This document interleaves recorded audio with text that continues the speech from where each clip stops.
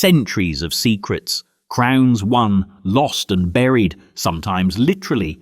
But what if the mysteries that haunted England's monarchy for generations weren't just unsolved? They were recently cracked wide open. From hidden palaces to coded letters, sunken ships to silent bones, these aren't fairy tales, they're royal truths, unearthed. This isn't about what you learned in history class. This is about what they just found. This is 25 English royal mysteries that only just got solved, and no one's rewriting the textbooks. Yet.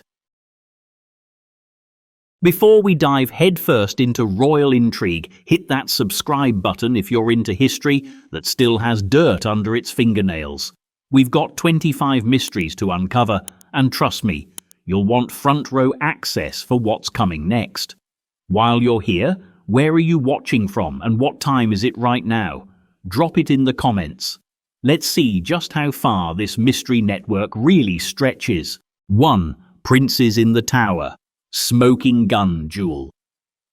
It began with a chain, not a metaphorical one, though of course that too, but a literal one, a delicate jewel-inlaid link of gold traced back to the 15th century. At first glance, it looked like any other noble heirloom lost to time and auction houses, its provenance foggy, its wear smooth. But this wasn't just any trinket. This chain bore a lineage, unbroken, unburnished, connecting it directly to Edward V, the elder of the two lost princes in the Tower. And suddenly, centuries of speculation grew teeth. In 2023, a historian poring through a minor aristocrat's will, a document dusty from disuse and largely forgotten by everyone but the most masochistic of Tudor archivists, discovered a passing reference to the chain of the young king. The young king. Not prince, not boy. King. The term was used casually, almost like a family story everyone assumed was just half true, but the chain itself still existed, miraculously preserved in a private collection, handed down like a family joke no one quite understood. That's the British aristocracy for you. Generations of eccentrics hoarding priceless relics behind drapes and dogs.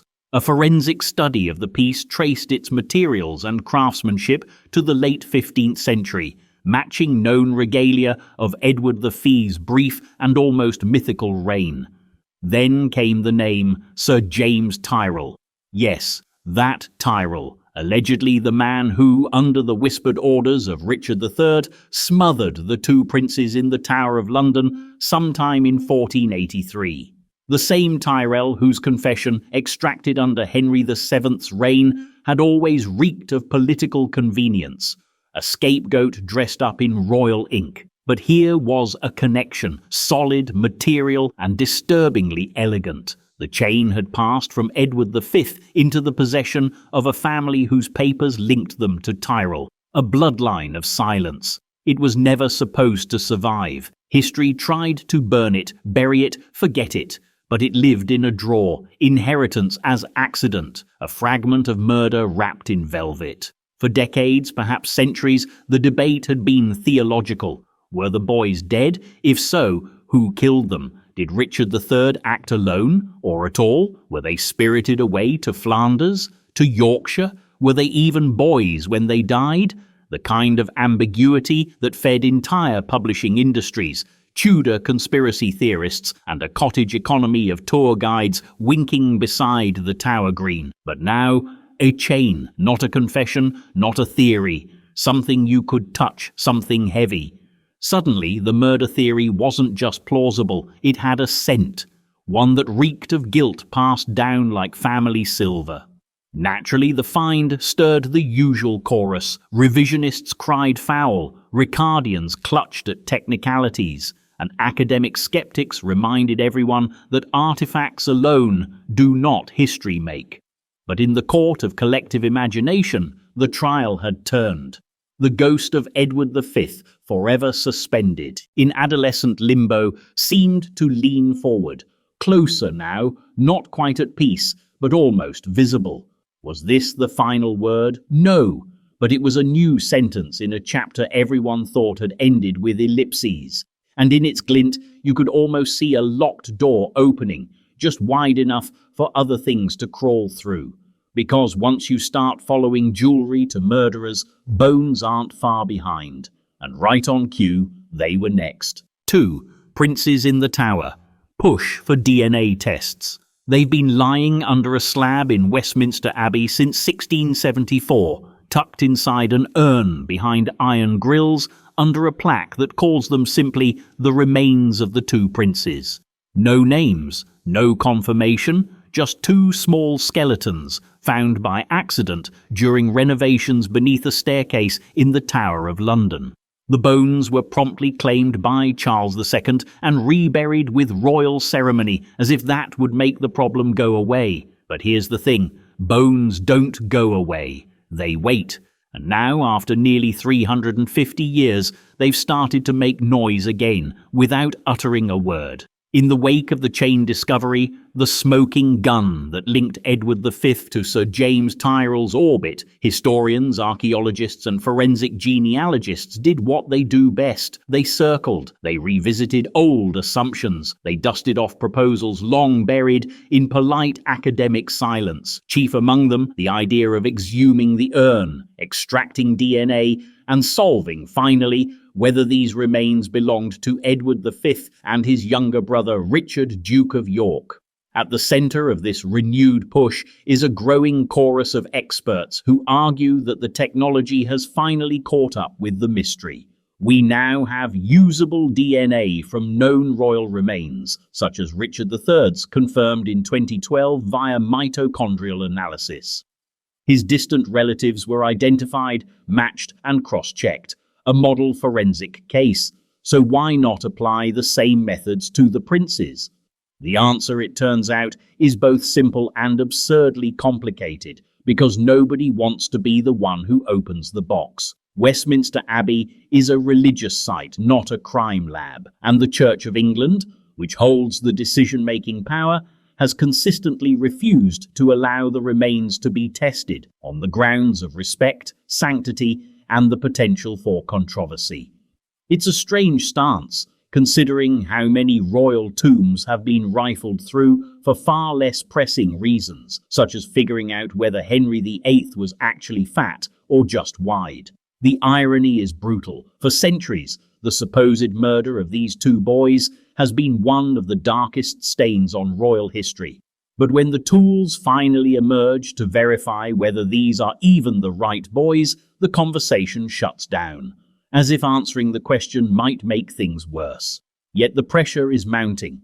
A 2024 round table of royal historians held quietly behind Abbey walls revealed growing divisions among experts. Some argue the issue has shifted from historical curiosity to moral imperative. After all, if these remains are indeed the princes, the least we can do, after centuries of theorizing, politicizing, and building careers on their disappearance, is give them names. And if they're not, then we've been venerating the wrong children, and two others are lying lost, misremembered by history. Public opinion, meanwhile, is restless. The success of the Richard III project proved that science and storytelling can coexist and even thrive in the same grave. And documentaries, podcasts and books have kept the prince's plight unnervingly fresh. People want closure, or, more precisely, they want the illusion of closure, just enough certainty to satisfy, but not enough to banish the mystery entirely. But still, the urn remains sealed. Perhaps the hesitation lies deeper. Perhaps we suspect that confirming the bones would end the wrong part of the story. That if we find the boys, we might have to finally accept what was done to them. That the romance of the unknown would collapse into something clinical, quantified and sterile. A database match, not a ghost. So the debate rages quietly, between laboratories and liturgy, between data and dignity. The princes remain where they've always been, caught between two worlds, symbol and evidence, tragedy and theory. Their story, once hushed by stone, is now loud in silence. And then, just as the scientific camp rallied for a breakthrough, something entirely unscientific arrived to challenge the momentum. a voice from the margins of consensus, bearing a radical claim. Because, according to one new theory, the princes weren't killed at all. If your brain's already buzzing with questions, and we've only just started, you're in the right place. Go ahead and subscribe so you don't miss the rest of this royal unravelling. And while the princes stay silent, tell us your story. Where in the world are you watching from, and what time is it right now? Drop it in the comments.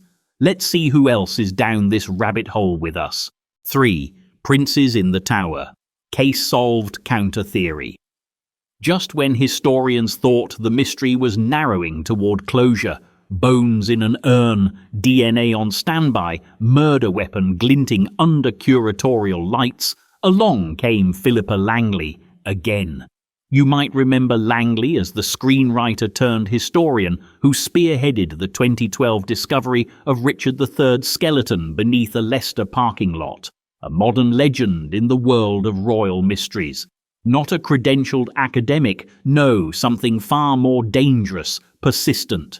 So when she returned in 2023 with a new project, The Missing Princes, people paid attention, even if reluctantly. The title alone was bold. Not the lost princes, not the murdered princes. Missing, as in not dead. Langley's project, part book, part documentary, and part slow-burn detective thriller, argued that both Edward V and Richard of Shrewsbury didn't die in the Tower at all. According to her multi-year investigation across archives, letters, regional records, and one especially interesting priest's journal, the boys survived the summer of 1483 and went into hiding under assumed identities, separately. The theory goes like this. After their uncle, Richard III, took the throne, the princes were quietly moved out of the Tower, not murdered, but disappeared. Langley's team points to obscure but persistent records of two boys under royal protection cropping up in Europe in the late 1480s. She suggests one prince may have ended up in Devon under the name John Evans, the other in Belgium, cloaked in ecclesiastical service. Neither reclaimed the throne, but both supposedly lived out full shadowed lives. If that sounds like historical fan fiction, you're not alone in thinking so. Most academic historians rolled their eyes so hard they nearly dislocated something, and yet Langley brought receipts, maybe not smoking guns, but certainly warm leads. A letter here, a recorded alias there, a hint of payments from suspicious accounts in the royal ledger books. Enough not to dismiss outright, and most disturbingly for the establishment, enough to explain why those Westminster bones might not actually belong to the princes. That's the part that sticks, because for all the push toward DNA testing, Langley's theory reframes the question. If the bones aren't the boys, testing them won't solve anything. It'll just clarify what they aren't. And if the boys lived, the entire premise of the murder mystery collapses, not into closure, but into bureaucratic failure. The Tower didn't kill them. It simply lost them. Of course, the theory has its problems. For one, it rests heavily on circumstantial evidence. There's no photograph, no signed confession, no definitive body. Langley's argument is a tapestry of inference, stitched from scraps. But then again, so is most of Tudor historiography. Richard III. Third apologists, long accused of wishful revisionism, now cite her work as a kind of posthumous exoneration. Richard didn't kill his nephews, they say. He protected them, gave them new names, hid them from danger. But if so, why hide them forever? Here's where Langley's counter-theory opens more doors than it closes. If the boys were alive, they were still dangerous. Royal blood with a claim to the throne, even under aliases. Maybe they were moved again. Maybe someone else, Tudor perhaps, finished what Richard supposedly didn't.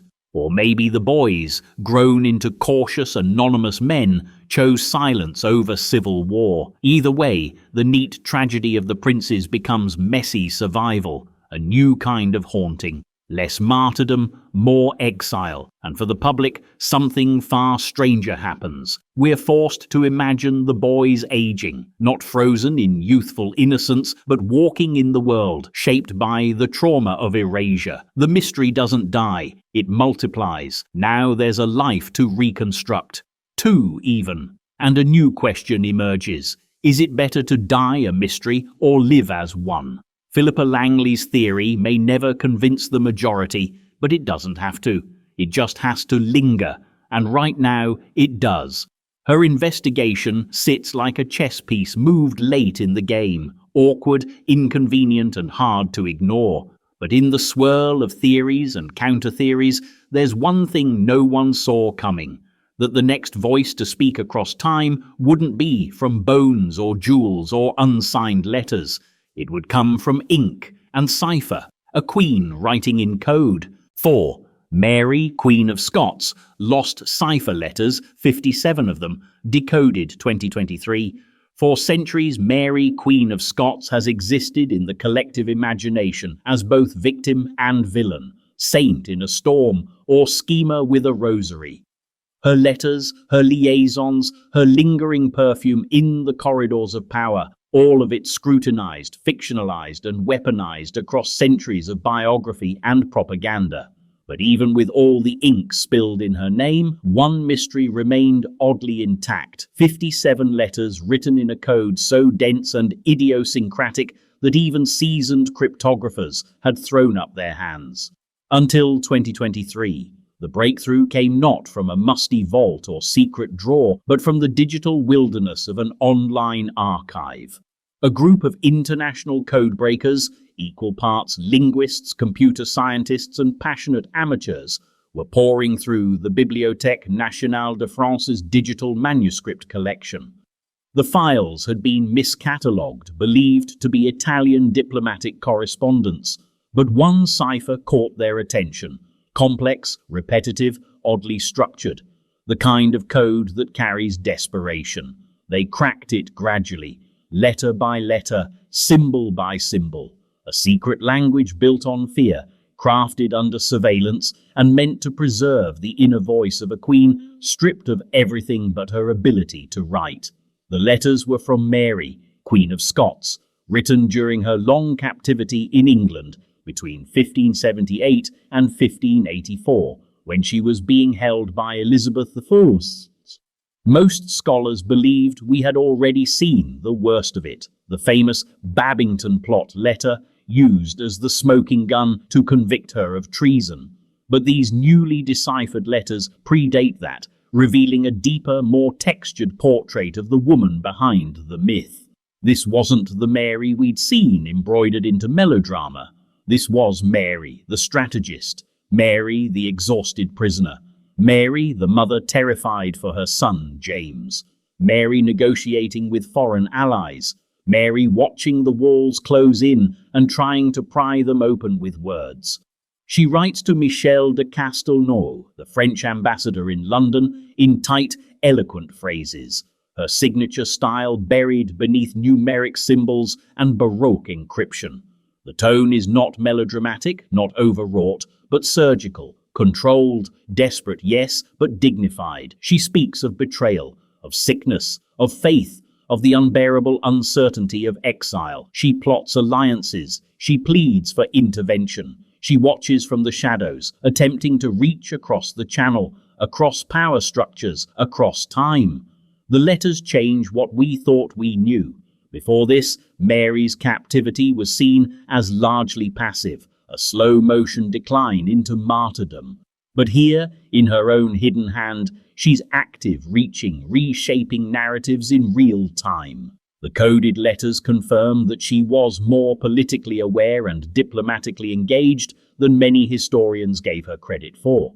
They reveal her maneuvering, her efforts to remain central to European power politics, even while physically removed from the board, and they reframe the tragedy. Because if Mary was this sharp, this aware, this involved, then her downfall wasn't merely the product of Tudor cruelty or unfortunate romance, it was strategic elimination. She wasn't merely a threat, she was playing the game, Of course, the decoding has reopened old wounds. Some accuse modern scholars of glamorizing espionage. Others argue that the cipher letters, while fascinating, don't absolve Mary from the charges that eventually led to her execution. And they don't, but that was never the point. The real power of these letters isn't exoneration, it's rehumanization. They give back to Mary what history so often withholds from women. It turns into symbols, interiority, complexity, the right to be both flawed and brilliant, tragic and calculating. For code breakers, it's the kind of win that only comes once in a generation. For historians, it's a reminder that archives still breathe, that digital files mislabeled by centuries can suddenly swing open a trapdoor into a forgotten reality. And for everyone else, for us, it's something more unsettling. Because if 57 secret letters from one of the most surveilled women in history could remain hidden in plain sight for 400 years, what else is still out there? What else lies buried in misfiled folders and mislabeled memory? As it turns out, the next royal secret wasn't buried in code, but underwater, cold, intact, and carrying a king. 5. The Gloucester 1682 wreck, located and studied, public in 2022. When the Gloucester set sail in May of 1682, it carried more than men. It carried a future king. James, Duke of York, soon to be James II, was on board, fresh off exile, returning to reclaim proximity to the throne after the political fog of the Restoration. It should have been a routine voyage, albeit one draped in pomp and politics. Instead, it became a nautical near-catastrophe, a moment so pivotal and yet so strangely undertold that it barely echoes in the national memory. Until 2022, that is, when the Gloucester was found. She had been resting, intact, preserved, forgotten, somewhere off the Norfolk coast, beneath layers of sand, silence, and centuries of myth. For decades, maritime archaeologists and amateur divers had hunted the wreck with only vague coordinates and contradictory naval logs to guide them. The Gloucester had supposedly gone down after striking a sandbank somewhere north of Great Yarmouth. But the sea doesn't give up its secrets easily, and the exact location remained unknown. Then, after years of search and luck, the Barnwell brothers, two Norfolk divers operating with the precision of hobbyists turned obsessives, located the wreck. It had taken them 15 years. What they found wasn't just a royal shipwreck, it was a time capsule. The Gloucester went down fast, too fast for protocol, too fast for dignity. Some 130 to 250 souls are believed to have drowned, though the future king survived. In fact, James delayed abandoning ship so long, insisting on the proper ceremonial evacuation of royalty, that many of his fellow passengers perished needlessly. A fact that even then caused scandal, a fact that in light of the discovery looks worse, because now we can see the wreck, not just in theory, not as a footnote, but in salt-stained timber and surviving artifacts, shoes, bottles, navigation tools, even personal effects. The condition of the ship stunned researchers. It was remarkably well preserved, its hull and layout offering rare insights into 17th century naval design, and more importantly, into the statecraft of royal travel. The discovery answered long-standing questions about the Gloucester's route, the exact cause of the wreck, and the moments leading up to disaster. Marine archaeologists confirmed that the ship did not go down due to simple bad luck or weather. It was poor navigation and failure to heed warnings, tides, charts, human arrogance. There's poetry in that. A royal ship goes down, not because of some grand act of God, but because someone ignored advice. The monarchy reduced to maritime mismanagement. But the real twist lies in what didn't sink with the ship: James. His survival changed everything. Had he drowned, the line of succession would have fractured. The Glorious Revolution, arguably the most significant reshuffling of power in English history, might never have happened. William and Mary, delayed or derailed. The constitutional monarchy, perhaps stillborn. The entire modern British political order hinges, in part, on the fact that James made it off the Gloucester alive, which makes the wreck not just archaeological treasure, but geopolitical pivot point. A reminder that history turns not on inevitability, but on buoyancy and timing. Since the announcement in 2022, the Gloucester has become a focal point of scholarly attention. Museum exhibitions are underway, conservation work is painstaking, and the narrative is slowly expanding. A ship that was once a marginal footnote now stands as a floating metaphor for power, fragility, and royal delay. Naturally, conspiracy has crept in.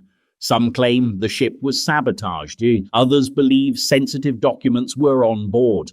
Plans, letters, political secrets, now lost forever. But most of those ideas dissolve under scrutiny. The truth, as usual, is murkier and more inconvenient. The shipwreck was a preventable disaster, which of course makes it feel incredibly modern. And so another royal silence collapses under the weight of its own timbers. Another unsolvable royal incident washed clean by brine and sonar. The Gloucester is now no longer missing. It is found, catalogued, known, but finding a wreck is only the first step. Understanding what it meant, what it really changed, that takes time, and in England, the coastline isn't the only place that swallows royal history. Sometimes it's the ground beneath your feet, the earth of East Anglia, where a field once whispered of kings, and in 2024 it finally spoke. 6. Rendlesham Royal Palace mapped. For decades it was little more than a name in Bede's ecclesiastical history, paired with an air of suspicion and a sense of something missing. Rendlesham, mentioned in passing as a place of kings, sat in the scholarly imagination like a puzzle with too many blank tiles. The Anglo-Saxon site was real, yes. The land had been walked, scanned, theorized about, but the exact nature of its importance, that remained speculative. A possible royal hall, a ceremonial site, a palace, perhaps, if you squinted hard enough. And then, in 2024, the ground gave up its story. What was once just hypothetical, the elusive seat of East Anglian kings, has now been painstakingly mapped, trench by trench, layer by layer. The result is not only the confirmation of a royal settlement at Rendlesham, but the unearthing of a 1,400-year-old temple complex that sat at its spiritual core. Not just halls and feasting platforms, but sacred space. Purposeful, designed, crowned in ritual. In the language of archaeological understatement, this is what they call a major find. In real terms, it's a revelation. Because for centuries, Anglo-Saxon royal power has hovered somewhere between legend and footnote.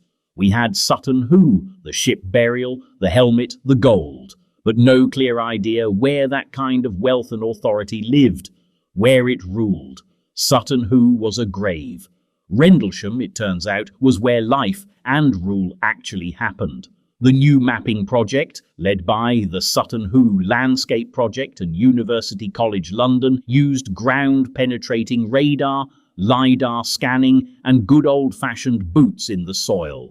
What they revealed was not just a structure or two, but a complex of interlocking precincts, halls, enclosures, and the centerpiece, the long-lost royal temple. This wasn't a random countryside outpost. This was engineered authority. Symbolic power written into the landscape. The temple itself, rare to find at all from this period, is a smoking altar in the study of early English kingship. Not just governance, but ideology. Worship and rule fused. Even more telling was the layout. The sacred precinct was deliberately segregated from the royal hall and residential zones. This was not casual paganism. It was organized, hierarchical, probably terrifying in its theatricality, and precisely the kind of thing that would rattle later Christian chroniclers, hence the evasive way Bede references it, as if invoking something dangerous best left unsaid. With the temple discovery came more detail, artisanal metalwork, high-status jewelry, imported goods. ceremonial blades, items that spoke not just of wealth but of reach. This wasn't a provincial king living in a wooden hut. This was a node in a network, connected to continental elites, trading with empires, receiving guests who arrived with silver and left with stories. More tantalizing still is the overlap with Sutton Hoo. The ship burial lies just a few miles away. For decades, scholars suspected the two sites were linked. Now, with Rendlesham confirmed as a royal seat, the burial begins to make more sense. Sutton Hoo was the curtain call. Rendlesham was the performance. Of course, this doesn't tie up the story neatly. If anything, it raises more questions. What rituals took place in the temple? Were they local or imported? What beliefs did they reflect? Did those practices shape the Christian conversion narratives that followed, or were they deliberately erased by them? There's a deeper tension at play here, the collision between the physical and the remembered. Sutton Hoo gave us objects without context. Rendlesham is giving us the context, but that context doesn't confirm the sanitized version of early English kingship. It suggests a darker, more dramatic beginning, a world where kings were priests, rituals were strategic, and the line between crown and cult was razor thin. And so, what started as a marginal reference in a medieval manuscript has become a central node in our understanding of pre-Christian England. The palace is no longer invisible. The temple is no longer theoretical. The story is no longer myth. But if Rendlesham was the stage, what was the kingdom? What were its boundaries? And who exactly ruled its rituals? To answer that, archaeologists turned outward, because the fields weren't finished speaking. Just beyond the temple walls, a wider world was starting to take shape, mapped, measured, and traced in soil. The settlement of kings was bigger than anyone guessed. 7. Rendlesham, wider royal settlement. It's always tempting to draw a line around a discovery, to label the temple the climax, the palace the star, the find as the moment. But history rarely cooperates with that kind of narrative neatness. As with Rendlesham, the headline about the royal palace and its 1,400-year-old temple wasn't an ending. It was just the surface ripple of something larger moving underneath. Because what 2021 to 2023's broader excavations revealed is that Rendlesham wasn't a single royal site. It was a royal ecosystem. Using extensive geophysical surveys, field walking, soil analysis, and small-scale excavations, archaeologists began to sketch out what is now understood to be an elite Anglo-Saxon landscape complex, an expansive, highly organized settlement of halls, precincts, boundary zones, agricultural areas, artisanal production, and formalized burial grounds. It was not a courtly island dropped into a random field. It was a deliberately constructed hub of regional authority. In modern terms, think of it as the Downing Street of its age, except with cows, cremation mounds, and gold leaf pendants. The settlement sprawled across at least 120 hectares, enormous by early medieval standards, and its scale shifts how we think about kingship in early England. The kings of East Anglia weren't operating from fortified hilltops or ragtag longhouses. They were embedded in managed landscapes, with infrastructure, resource flow, and cultural signalling baked into the geography. Rendlesham was not a stopover. It was a capital, and it wasn't just big, it was old. The site shows signs of elite occupation and redevelopment over centuries, with architectural foundations suggesting long-term use and continual reconfiguration, evidence of political endurance, not passing fashion. Wooden halls were rebuilt. New precincts were added.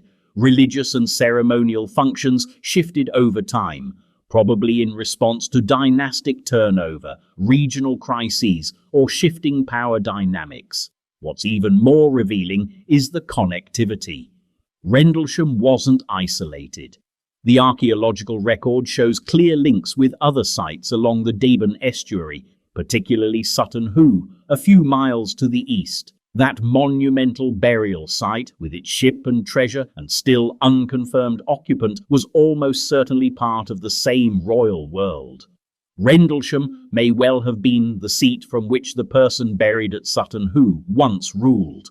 That person, possibly King Redwald, the early 7th century ruler mentioned in Bede, now takes on a more dynamic shape. He wasn't just a warlord in a wood-panelled hall. He was a monarch whose authority was enacted through spatial order, religious performance, and material display across a networked royal landscape. New finds from the wider site back that up. High-status jewellery, glassware from the Frankish realms, iron tools for specialised craft production, coins, weapon fragments, and ritual objects that don't easily fall into any single category. Together, they tell a story of wealth, exchange, political signalling, and possibly even diplomatic activity without a single stone castle in sight. One of the more fascinating discoveries is how the boundaries were structured. Ditches and earthworks were designed not just for defence, but for processional movement, guiding people, animals and goods along routes that reflected the hierarchy of those involved. Their suggestion of zoning, of liminal spaces, thresholds that separated the sacred from the secular, the ruler from the ruled. Not unlike modern government buildings where the architecture does half the talking. Perhaps the most surprising element of all is the implication that Rendlesham, and by extension Sutton Hoo, was not exceptional. It was elite, yes, but not a one-off. It's likely that multiple royal centres across early medieval England operated in similar ways. Rendlesham just happens to be the one we're seeing most clearly now, and that visibility matters. For too long, the early English monarchy has been painted in tones of mystery and mud, distant, poorly documented, largely inferred.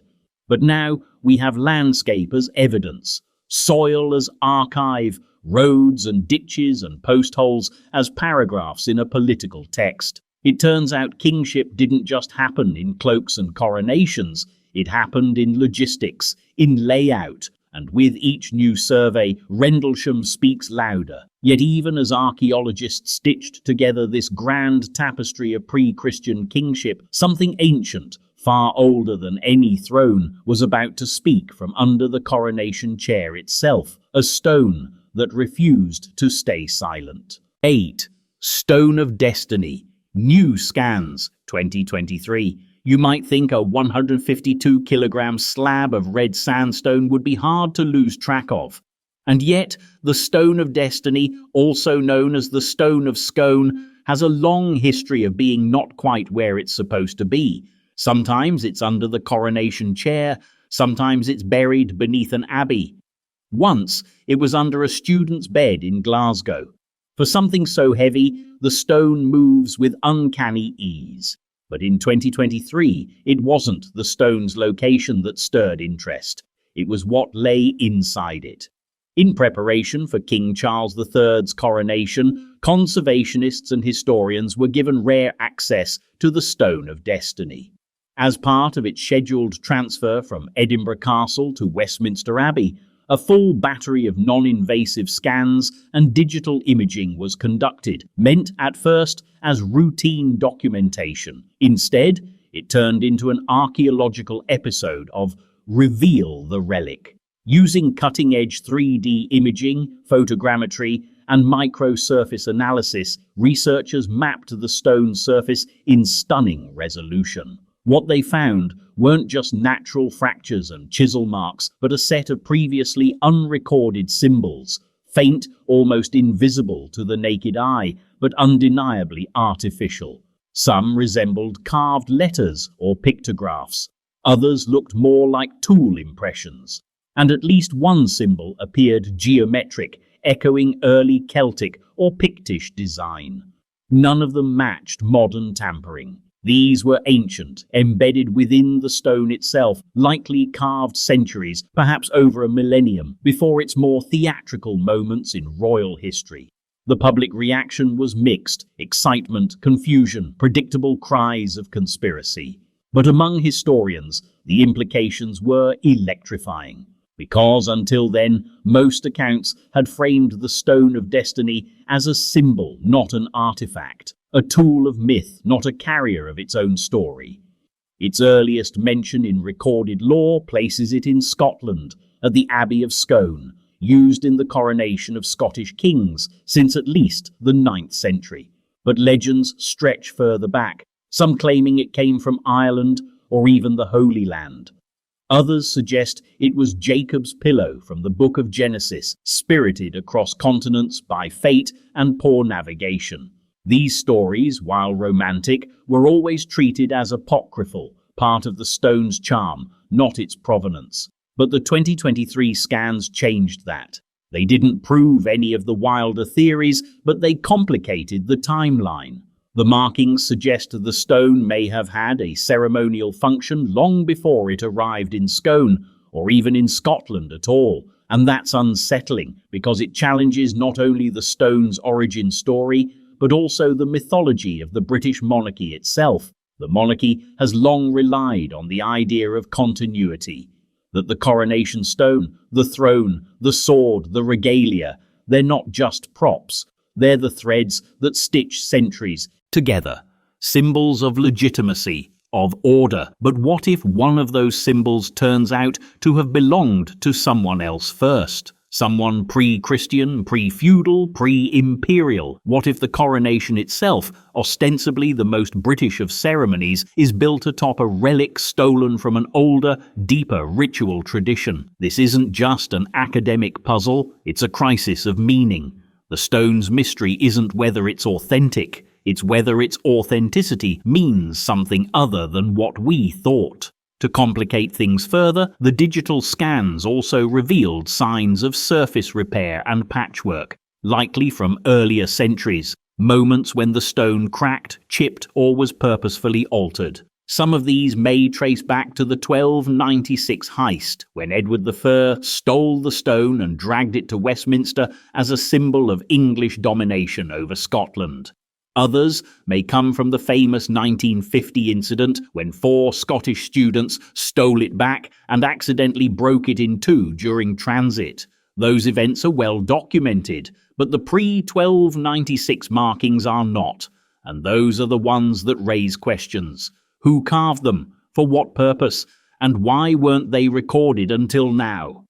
Of course, there are those who say we're reading too much into scratches, that pattern-seeking minds always invent stories, that a stone is just a stone. But that's never been true in Britain, not when it's under a throne. So the scans were completed, the digital model published, the coronation carried out, and the stone, true to form, was returned to Edinburgh Castle with the same ceremonial dignity that's always obscured its stranger past. But the story didn't stop there, because just a few months later, a long-rumoured chip of the stone surfaced in the hands of a nationalist family. And this time, the tests were even more specific. 9. Stone of Destiny. Fragment authenticated. 2024. By now, the Stone of Destiny had become almost too symbolic to question. A 152-kilogram icon of kingship, national identity, and unresolved tension between Scotland and England. People knelt before it. Oaths were sworn above it. It had been stolen, broken, restored, and paraded across borders more times than any ceremonial object deserves. But still, it endured, solid, immovable, foundational. So when, in early 2024, a modest chip of red sandstone, no larger than a slice of shortbread, surfaced from a private family collection in Arbroath, the timing felt absurd, like a lost piece of Excalibur showing up in a biscuit tin. The story at first seemed too tidy. The family claimed the fragment had been passed down quietly since 1950, when the stone was stolen from Westminster Abbey by 4 Scottish students. A nationalist act wrapped in youthful mischief that saw the relic broken in two during transit. Though the stone was later repaired and returned in secret, rumours had long persisted that a piece was quietly kept as a souvenir or, depending on your perspective, a relic of liberation. For decades, the chip remained tucked away. Family legend, nothing more. Until now. In early 2024, emboldened by the renewed academic attention to the stone's surface markings and historical context, the family reached out, first to a local historian, then to Historic Environment Scotland. What followed was one of the more surreal moments in the recent history of British royal archaeology. A team of scientists preparing to analyse a long whispered fragment of the object on which monarchs are crowned. Tests began cautiously: petrographic analysis, X-ray fluorescence, microscopic comparison with 3D scans from the 2023 imaging project. The goal wasn't just to determine whether the fragment was made of the same sandstone, but whether it had broken off in a way consistent with the damage sustained during the 1950 incident. The results came in quietly. A few academic papers, a press release that was more cautious than triumphant, but the conclusions were clear. The fragment matched. Same origin, same mineral signature, same microfracture pattern. It was not just similar to the Stone of Destiny, it was part of it. And just like that, the myth became evidence. For historians, the discovery was affirming. Proof that oral history, however strange or sentimental, can still be right.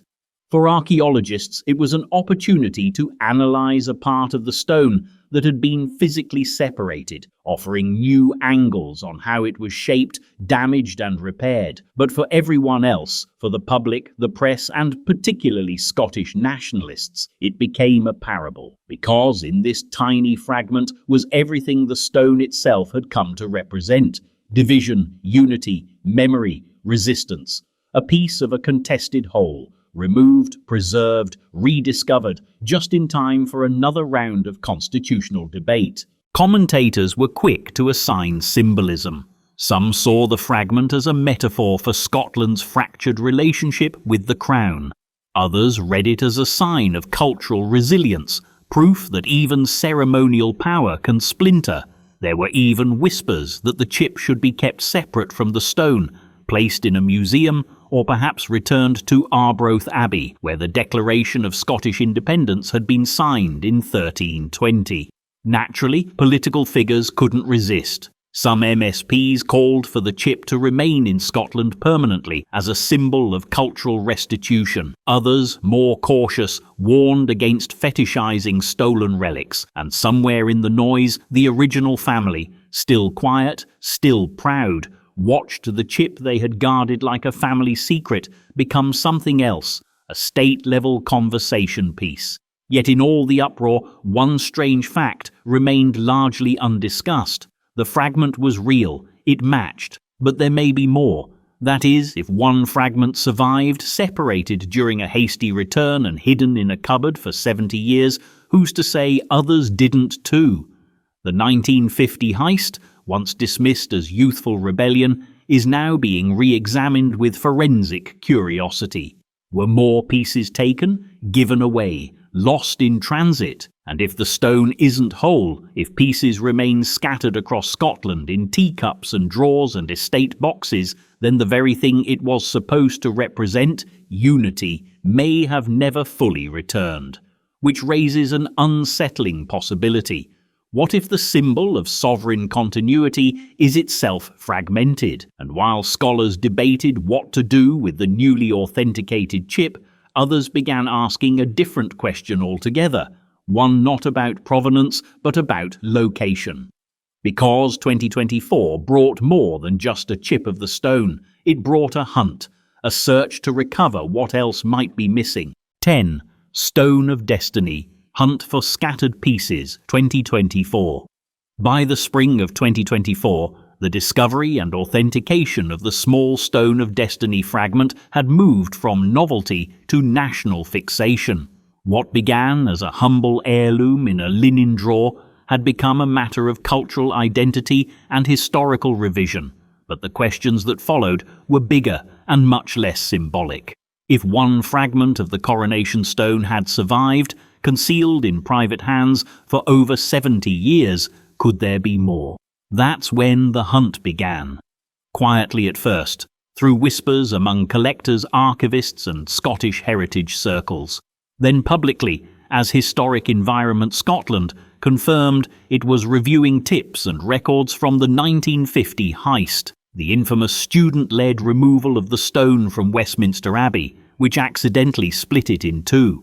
The official narrative had always been that the stone was repaired before its eventual anonymous return in 1951. But now that story was up for revision.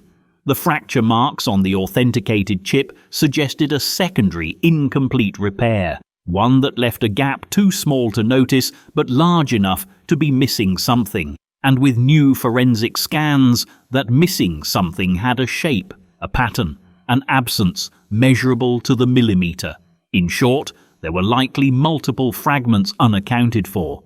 This ignited a sort of low-key national treasure hunt, not of blockbuster proportions, but of archival sleuthing and forensic dusting. Amateur historians re-examined estate sale inventories.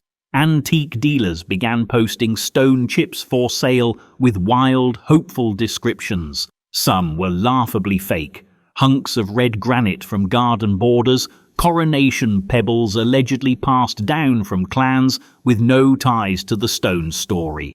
Others were more ambiguous, small unmarked pieces of sandstone that bore a suspicious resemblance to the real thing. But the serious leads came from unexpected places. One was a private school archive in Fife, where a headmaster in the 1950s reportedly gave a graduation speech about a piece of Scotland's crown lying in our chapel. The claim had been dismissed for decades as metaphor, a flourish. Now conservators were scanning the chapel's altar. Another tip emerged from the papers of a stonemason in Glasgow who had once worked on the stone's reassembly in secret, under instructions from nationalist intermediaries. His logbooks contained not only descriptions of the repair process, but hand-drawn sketches of what appeared to be a missing sliver, broken during handling but deemed irrelevant to function. That sliver, the notes implied, had been gifted to a gentleman from Perth. No name was given. Soon after, a local historical society in Perth received an anonymous package, a palm-sized sandstone fragment wrapped in tartan cloth. No note, just coordinates on a scrap of paper pointing to Scone Abbey. None of these discoveries by themselves were definitive, but together they formed a growing mosaic of possibility. That the stone of destiny as we know it today, on display in Edinburgh Castle, occasionally carted down to Westminster for coronations, may not be the entire stone. That what is displayed as unity may, in truth, be incomplete. For the Scottish public, this wasn't just academics, it was personal.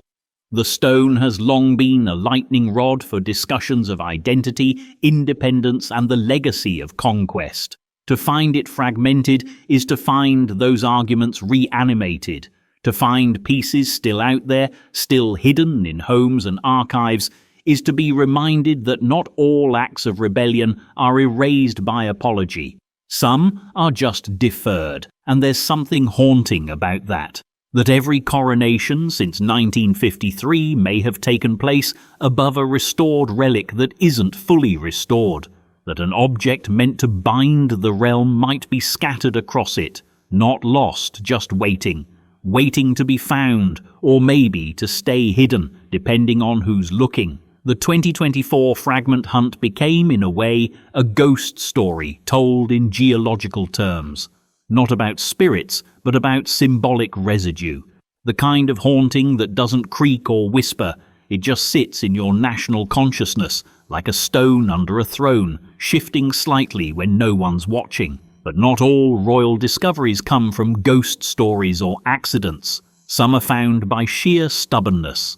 As the stone yielded its chips, another long-lost palace, tied not to monarchs in power, but to one who made kings, was about to re-emerge from 500 years of silence.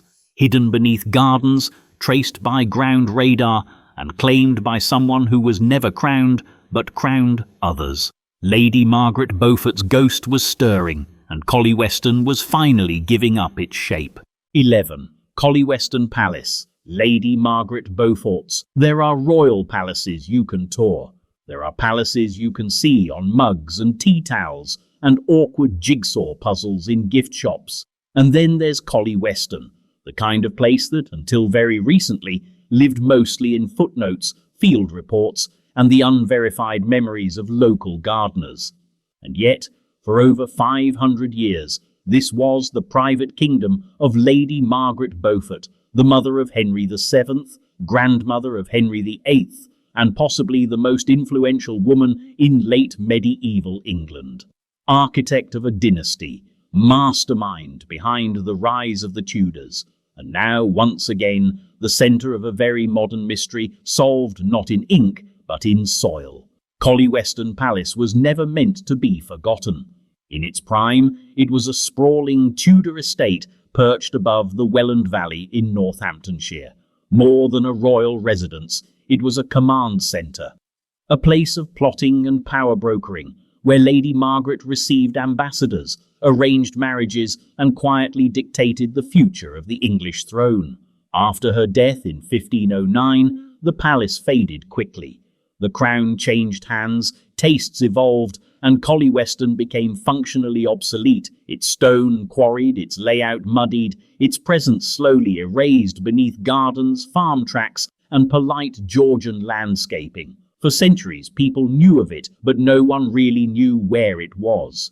That changed in 2023, when after 5 years of quietly persistent archaeological work by a local heritage group, with support from Historic England and regional universities, the palace was located, mapped and partially unearthed. What they found wasn't just a few bricks or odd tiles. It was a footprint, clear, deliberate, and far grander than many had imagined. Through a combination of ground-penetrating radar, magnetometry, aerial photography, and old-fashioned trowel work, the team uncovered substantial stone foundations, drainage channels, wall alignments, and even the faint ghost of a great hall. Enough to reconstruct not just the building, but the rhythm of life that once moved through it. This wasn't a side estate, it was a major residence, on par with smaller royal palaces like Eltham or Sheen, and more importantly, it confirmed what some historians had long suspected but couldn't prove, that Collyweston was the nerve centre of Lady Margaret's late political career. The palace layout supports this. The Great Hall was large enough for official gatherings. The private chapel, once thought to be modest, had its own unique architectural axis, suggesting it was designed for a woman of singular devotional intensity. Servants' quarters, kitchens, and guest lodgings all suggest a residence built to host, observe, and influence, not just retreat. This is where Margaret negotiated power, not with swords, but with strategy, not through public performance, but via rooms arranged for listening, waiting, and pulling strings from behind. The curtain. It's where she helped orchestrate her son's rise to power in 1485. It's where she shaped the early education of Henry VIII. And it's likely where more than a few deals, marital, diplomatic, ecclesiastical, were sealed over supper.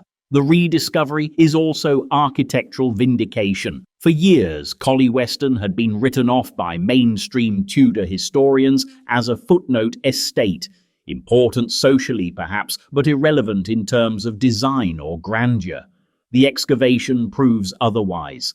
Decorative fragments of stained glass, high-status floor tiles, and Flemish brick suggest a palace built not merely for function, but for status display. This was a queen-maker's court. Even more poignantly, the palace's rediscovery reframes Lady Margaret herself. Too often she's portrayed in binaries: the cold matriarch, the scheming saint, the political nun. But Collyweston complicates that. It shows her as a builder, a planner, a patron. A woman who created space, literal space, for power to flow through her. And in that space, history was made, quietly, permanently. Today, Collyweston is being further excavated and digitally reconstructed. The goal is to recreate the estate in virtual form, allowing the public to step inside a world that shaped the Tudors long before they ruled with grandeur. But even now, the first finds, the hearths, the thresholds, the corridor stubs leading nowhere are reshaping how we tell the story of a dynasty's origins. And in the silence of those unearthed stones, something unexpected emerges. Not just a palace, but a presence. Because Collyweston wasn't the end of the mystery of lost royal faces and forgotten legacies. In fact, 2025 brought something even more tantalizing. Not a building this time, but a face, or what might be one. And it might belong to the Queen, who reigned for 9 days. 12. Lady Jane Grey, potential lifetime portrait, 2025. The face of Lady Jane Grey has always been something of a ghost. The so-called 9 Days Queen has lingered in the English imagination as a tragic phantom, young, doomed, brilliant, and barely visible. Her name appears in textbooks and cautionary tales, but her face, that's been guesswork. Portraits once attributed to her have been debunked, reassigned, or exposed as wishful thinking in oil and varnish. For centuries, Lady Jane Grey has existed without a confirmed likeness. That may have changed in 2025. The announcement came from English Heritage, and it arrived with the kind of cautious optimism that signals just how uncertain these waters are. They had been reviewing their collection in preparation for a major exhibition on Tudor queens, not just the crowned, but the nearly crowned, the sidelined, the erased. It was part PR campaign, part historiographical correction. What they found was a panel portrait, long believed to depict an unknown woman of the mid-Tudor court. It had been catalogued, cleaned, and largely ignored. A fine example of early Elizabethan portraiture, dated broadly between 1539 and 1571. Nothing overtly unusual. The subject wore a French hood, a modest but well-made gown, and a look of poised melancholy. Nothing labelled her as anyone in particular, but then someone looked closer. First came the redating of the wood panel using dendrochronology, the tree ring analysis technique often used to confirm the age of art objects. The panel was cut from oak felled no later than 1548. That narrowed the portrait's creation to a short window between then and the early 1550s. Next came the costume study, the style of hood, the sleeve cut, the jewelled girdle, all consistent with elite English fashion in the reign of Edward VI, not Elizabeth and not Mary, which put the portrait in the orbit of Lady Jane Grey's brief but turbulent time at court. The real twist, however, came from inscription analysis. A faint Latin motto etched into the frame had once been dismissed as a generic religious phrase. Veritas temporis filia, or truth is the daughter of time. Common enough, but pigment traces revealed an earlier layer of text beneath it, partially scraped away. Using infrared imaging and pigment spectroscopy, conservators reconstructed part of that original inscription. It appeared to contain the initials JG and a date fragment ending in 53, both incomplete, both maddening, but not dismissible. At that point, the reattribution started to feel less speculative and more like a possibility waiting for courage. Art historians then turned to facial comparison, comparing the portrait's features with known Grey family members, including a later confirmed portrait of Catherine Grey, Jane's sister. The resemblance was strong, not definitive but evocative. The same elongated nose, the same high forehead, the same sharpness around the eyes, like a mind trained on Latin declensions and political disaster. There's also the age of the subject to consider. The woman in the portrait appears to be in her mid-teens, an unusual age to be formally painted unless she held some importance. And in 1553, Jane Grey was about 16. The image, once dismissed as an anonymous court lady, suddenly took on new gravity. Of course, nothing is certain. The portrait has not yet been definitively confirmed as Jane Grey, but it's the strongest candidate in decades, and English Heritage has cautiously labelled it a probable identification. That's as close as any historical mystery gets to solved without a signed autograph and a crown in the frame. If it is her, then it's not just a face regained, it's a reframing, because the expression on this woman's face is not naive, not innocent in the romanticized sense. It is composed, controlled. She looks like someone who knows, and that's unsettling. We have long imagined Jane as a girl swept away by dynastic politics, a martyr of Protestant ambition. But if this is her portrait, painted during or just before her fateful elevation to queen, it shows someone with startling self-possession. Not just a pawn, possibly a player. It's a face that asks as many questions as it answers. What did she think of her father-in-law, the Duke of Northumberland, who engineered her rise? Did she believe she had a divine right to rule, or was she simply obeying orders wrapped in piety? Did she ever really want the crown? A portrait won't answer those questions, but it reopens them, and it reminds us that even the shortest reign leaves long shadows, especially when it disappears without a trace until perhaps one is found behind varnish and frame. But while art was busy reconstructing the face of a girl queen, science was solving a much smaller but equally royal mystery. A puzzle barely larger than a postage stamp, one that had been misidentified for centuries, passed between curators like an orphaned trinket. And this time, the subject wasn't misremembered. She was misnamed. 13. Mary Tudor Miniature Re-Identified 2024. It sat quietly for decades, tucked into drawers, moved between inventories, admired occasionally by portrait specialists who had mostly made peace with its uncertain identity. A tiny painted oval, just a few centimetres tall, mounted on vellum and backed in copper. To the untrained eye, it was simply another example of Tudor miniature portraiture, exquisitely detailed, deeply symbolic, maddeningly ambiguous. For years, the woman in the miniature had been labelled Catherine Parr, the sixth and final wife of Henry VIII. It was a tidy attribution. The style of dress matched the mid-16th century. The jewellery, restrained but expensive, fit the conservative dignity Catherine was known for. And besides, who else could it be? Apparently, someone else entirely. In 2024, a cross-institutional study led by curators at the National Portrait Gallery and the Courtauld Institute re-examined the miniature as part of a broader project to digitally reassess high-value items in the royal collection. The team had no intention of rewriting royal iconography, but what they found shook one of the smaller pillars of Tudor portraiture.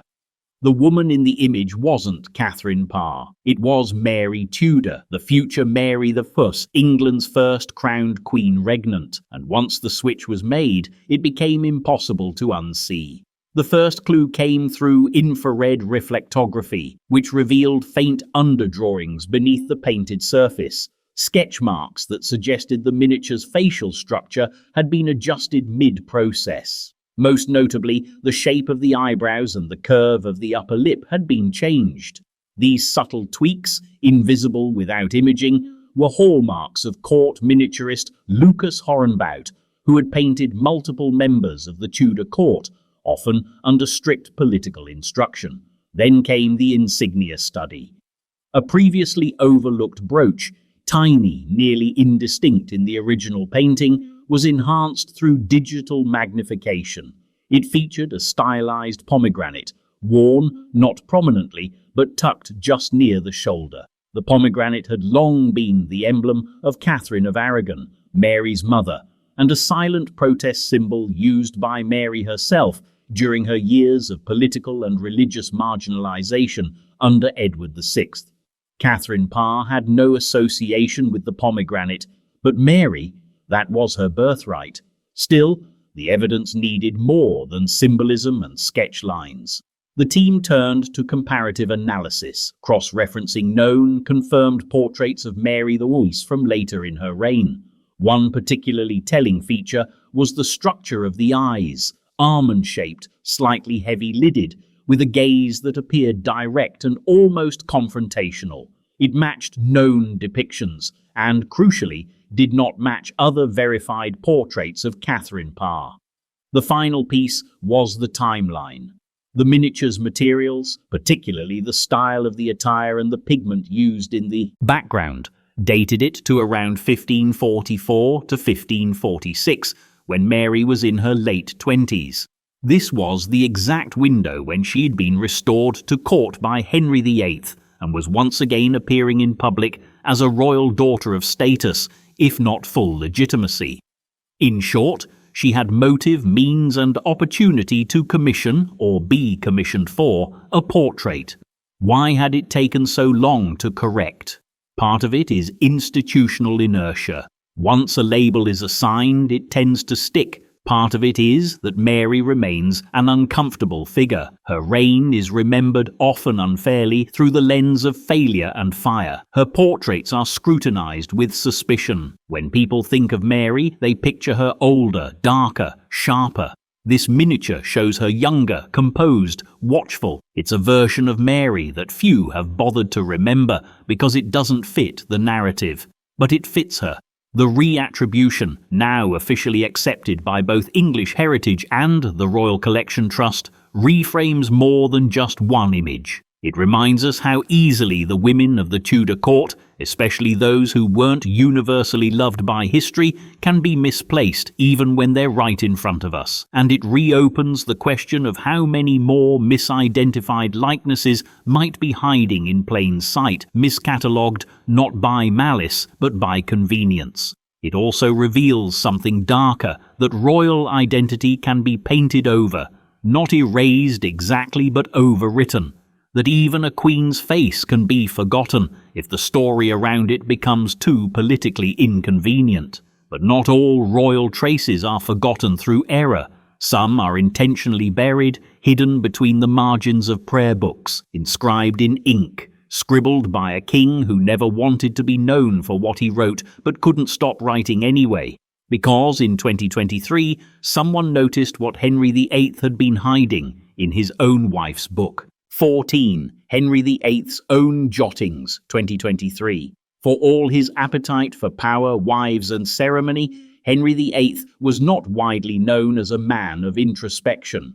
He preferred declarations to reflections, edicts to epigrams. His legacy was forged in marble, not ink. His truths proclaimed through acts of parliament, not diary margins. But kings, even the most theatrical ones, are still human. And in 2023, a centuries-old prayer book quietly revealed that Henry VIII, of all people, wrote in the margins. The book in question was no minor volume. It belonged to Catherine Parr, Henry's sixth and final wife, the one who outlived him, and the only one who dared publish under her own name while still married to the king. Her book, Prayers or Meditations, was first published in 1545 and was one of the first religious texts authored by a woman in the English language to be printed and distributed publicly. A quiet revolution in piety and politics. One surviving copy of that work, held in the collections of Durham University, had long been assumed to be Catherine's personal edition. It was lavish, certainly, bound in red velvet, decorated with hand-gilded edges, a gift-worthy item, but nothing beyond what you'd expect for a queen consort with Protestant leanings and literary ambition. And then, in early 2023, during a digitization project for Tudor-era devotional materials, a conservationist noticed something faint in the margins, indistinct, tiny, browned by time.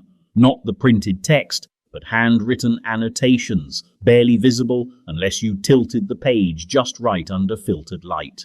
What followed was a forensic storm. Under multispectral imaging, the faded writing was enhanced, revealing a series of brief notations, underlinings, and what appeared to be personal prayers and reactions to the text. But the handwriting was the real shock. Tight, angular, unmistakably Tudor court style, and strikingly similar to known samples of Henry VIII's own hand. Experts from multiple institutions, including the British Library and the University of York, were brought in to examine and compare the script. By mid-year, a scholarly consensus had quietly emerged. The annotations were almost certainly made by Henry VIII himself. This was not idle doodling. The king had read his wife's book carefully, thoughtfully, and had responded to it in ink. The content of the jottings was subtle but revealing. Next to passages emphasizing divine mercy, Henry had written brief Latin invocations. Miserere mei, Domine, have mercy on me, Lord. On a page discussing the Christian obligation to forgive, he underlined entire phrases and added a single word in English, difficult. In a section reflecting on the transience of earthly kingship, the king had written what appeared to be a personal aside. Power is a burden if not received in grace. They weren't declarations, they were admissions. And in the context of Henry's late life, a period marked by illness, paranoia, excommunication, and the crumbling weight of his own reformation. These notes read like something close to conscience. Not full-blown remorse, perhaps, but awareness. The significance of the find isn't just literary, it's psychological. It reopens the question of who Henry VIII really was in those final years, not just the tyrant, but the man who, faced with his own failing body and fractured legacy, found himself reading a book by his wife and whispering back to it on the page. Some historians suggest the annotations may reflect Henry's declining mental state. Others argue they demonstrate genuine theological engagement, a rare moment when the author of England's religious upheaval grappled privately with the soul it cost him. Either way, it's an inversion. For once, Henry VIII was not the author, but the reader. Not the commanding voice, but the marginal one.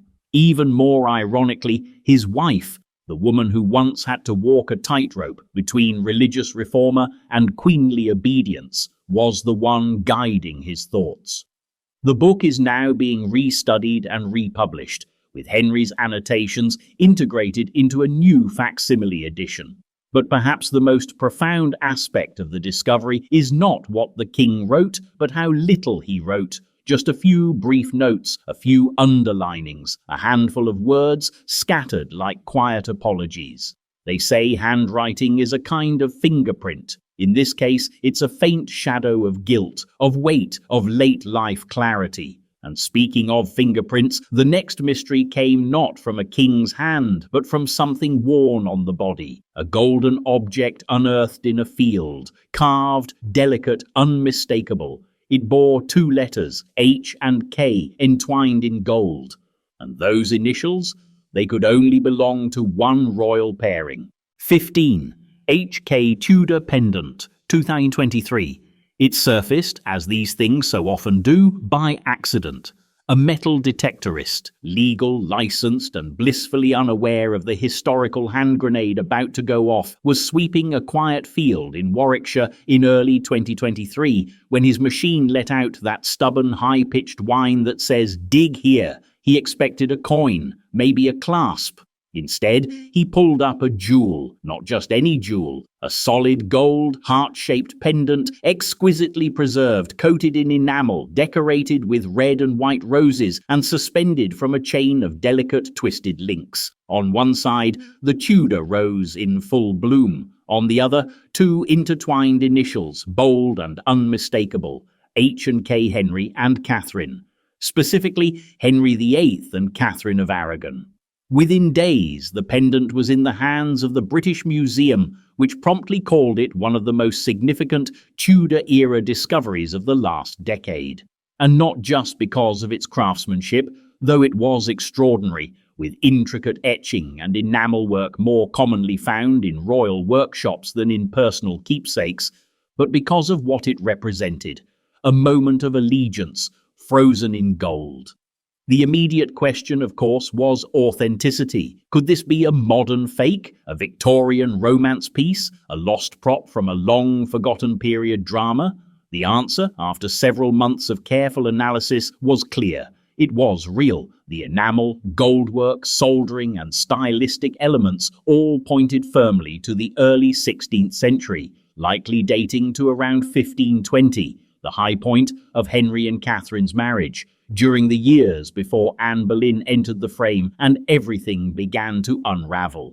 What makes this pendant so fascinating is its deliberate symbolism. The intertwined initials, common in Tudor courtly love tokens, appear again in surviving artifacts, but rarely with this degree of personal resonance. The white and red roses hint at unity, both political, the fusion of York and Lancaster in the Tudor line, and marital. The heart shape, while conventional to us, was still emerging in visual culture at the time as a romantic motif, making the piece cutting edge in its day. More importantly, this wasn't likely something worn by Henry or Catherine themselves. It was a gift, almost certainly given by the king or queen to a favoured courtier or lady-in-waiting, a sign of favour, a marker of inner circle intimacy. In that sense, it functioned like a royal signature, an unspoken message that said, "You are trusted," but the pendant's real impact lies in its timing. By 1520, Catherine had given Henry one surviving child, Mary, but no male heir. Their marriage, while still officially strong, was entering the long shadow of dynastic anxiety. And yet here, cast in gold and likely expensive to commission, was a declaration of affection, of stability, possibly even of hope. This pendant doesn't just depict a love story. It challenges one of the most deeply embedded narratives in Tudor history, that Henry and Catherine's relationship was always defined by failure, that she was the queen who couldn't produce a son, that her value faded, that his affection evaporated. Here, instead, is proof of something else, that before all the annulments, trials, and theological upheaval, there was a time when Henry wore her initial close to his heart, literally. And yet, like all Tudor stories, this one contains a bitter echo, because we know what came next. Within a decade, that same H would be entwined with a different letter, B for Boleyn, then J for Jane, then C, then H again, then K again, but never the same K. The pendant, now on display and the subject of numerous scholarly articles, is a glittering contradiction, a symbol of permanence from one of the most impermanent monarchs in British history. But there's something even deeper. This object wasn't buried by accident. It wasn't lost. It was placed, carefully, probably hidden, perhaps to protect its owner after Henry changed his mind, and changed the country with it. And buried with it was a quiet truth. Symbols outlive sentiment. Gold lasts longer than favour. Initials endure even when the promises behind them do not. Still, the people wearing these symbols weren't always English. As a different kind of discovery would soon reveal, not everyone aboard Henry VIII's greatest ship was born under his flag, and the Mary Rose had secrets left to surface. 16. Mary Rose Crew Origins, 2021. When the Mary Rose was raised from the Solent in 1982, it was called a miracle. A half-preserved Tudor warship, sunken for over 400 years, returned to the light. The starboard side still intact, its timbers waterlogged but remarkably whole. Inside, thousands of artifacts, cannons, longbows, combs, coins, dice, rosaries. Shoes still moulded to long-gone feet, a battlefield snapshot of Henry VIII's navy frozen in time. But one question lingered in the murk, despite all the swords and spoons and strategy manuals. Who were the men aboard? For decades, that question was answered in the broadest terms. English sailors, Tudor subjects, loyal servants of the king. The wreck was treated as a national artifact. Its contents, its construction, even its tragedy, absorbed into a larger narrative about England's martial past. And then came the science. In 2021, a group of researchers led by the University of Portsmouth, working in partnership with the Mary Rose Trust, applied a suite of bioarchaeological techniques to the remains of 8 individuals recovered from the wreck. Using multi-isotope analysis, DNA sequencing, and advanced facial reconstruction, they weren't just examining bones, they were reconstructing identities. The results rewrote the crew list. Of the 8 men studied, several showed clear markers of non-English origin. One man, found near the bow and thought to be of relatively high rank due to the quality of his possessions, had isotopic signatures suggesting he spent his youth in North Africa or the southern Mediterranean. His DNA showed North African ancestry, likely from the Maghreb region, modern-day Morocco, Algeria or Tunisia. Another crew member had Spanish and Welsh genetic markers. A third showed traits consistent with southern European descent, likely from southern Italy or the Balkans.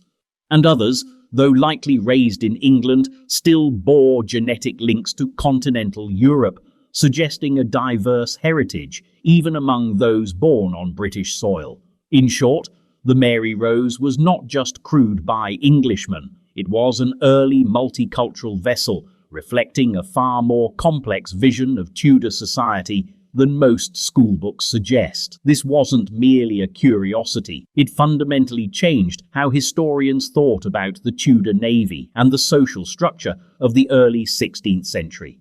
Far from being a closed, insular island kingdom, England, especially its naval and port cities, was deeply connected to broader European and Mediterranean worlds.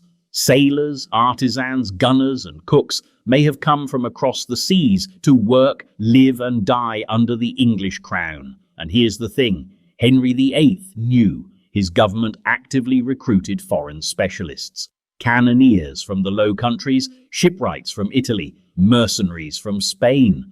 England was a rising military power, but still lacked the seasoned technical expertise of older naval states, so they hired it in, quietly and pragmatically. The Mary Rose is proof of that pragmatism. A warship designed to project power and staffed, in part, by people from the very regions that England would later see as rivals or threats. History, it turns out, has never been good at maintaining its own ideological boundaries. For the public, the findings were both inspiring and uncomfortable. They challenged the nostalgic image of the brave English sailor and replaced it with something messier, more accurate, and more interesting. A ship of languages, of mixed heritages, of shared risk. A reminder that national identity, even in the age of Henry VIII, was never singular. The new portraits, reconstructed digitally using skeletal data and forensic imaging, now stand beside the Mary Rose exhibit in Portsmouth. Visitors see not just artifacts, but faces, some dark-skinned, some fair, all human, all Tudor, all lost to the sea together. And yet, for all that the Mary Rose gave back, its crew, its cargo, its cautionary tale, it was still, in the end, a shipwreck. Its story frozen in death. But another ship, only recently uncovered, told a different story. This one never quite vanished, never quite made the headlines. A wooden hull resting in the shifting sands of Kent, Tudor-built, trade-weathered, mysteriously intact, and for centuries it lay silent beneath Dungeness, until it didn't. 17. Dungeness Tudor Ship, 2022. The Dungeness coastline has always had a kind of bleak charm, flat, exposed, oddly lunar. The kind of place where time gets lost in the fog and where the sea seems to inch forward without hurry or regret. It's littered with shipwrecks, sure, but most of them belong to more recent maritime dramas. 19th century cargo disasters, rusting trawlers, forgotten fishing boats embedded in shingle. And then, in 2022, the beach revealed something that had been waiting for over 4 centuries. A routine coastal erosion survey, nothing glamorous, just standard coastal monitoring work by Historic England, spotted a row of heavy blackened timbers emerging from the sand near Dungeness Point. At first glance, they looked like nothing special. Old breakwater maybe, or driftwood fossilized by salt and time. But the grain pattern was too clean, the cuts too deliberate. This wasn't nature at work, it was shipbuilding. Within weeks, a full archaeological team was on site, carefully excavating what turned out to be the well-preserved hull of a Tudor-era merchant ship buried just below the surface for nearly 500 years. Radiocarbon dating and dendrochronological analysis placed its construction firmly between 1558 and 1580, overlapping with the reign of Elizabeth I. That alone would have been cause for interest. Tudor-era wrecks are rare, especially ones this intact, but it was the condition of the ship that made it extraordinary. The keel, planking and ribs had survived in remarkably good shape thanks to the anaerobic silts of the Dungeness marshes, which had essentially vacuum-sealed the wreck from oxygen and rot. Unlike the Mary Rose, this vessel wasn't pulled from the seabed in pieces. It revealed itself plank by plank, with most of its lower hull still articulated.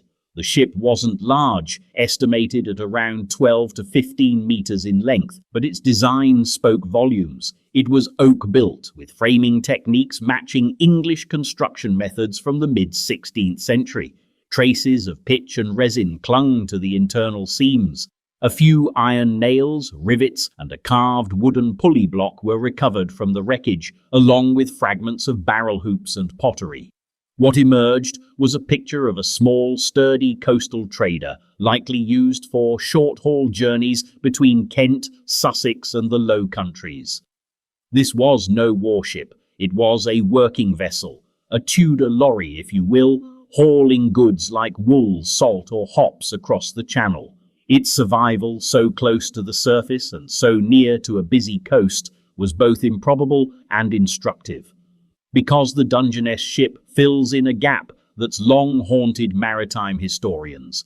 What about the ordinary vessels? The ones that didn't carry kings or sink in battle or change the course of naval history, but instead kept England's emerging economy afloat. So much Tudor maritime focus centres on grand stories, armadas, galleons, heroic disasters.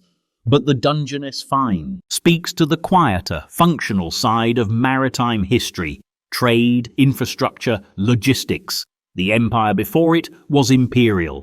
The machinery of daily Tudor life, moving cargo through choppy waters while royal dramas unfolded elsewhere. And it hints at a broader truth that the Tudor maritime world was bigger, busier, and more integrated than we give it credit for.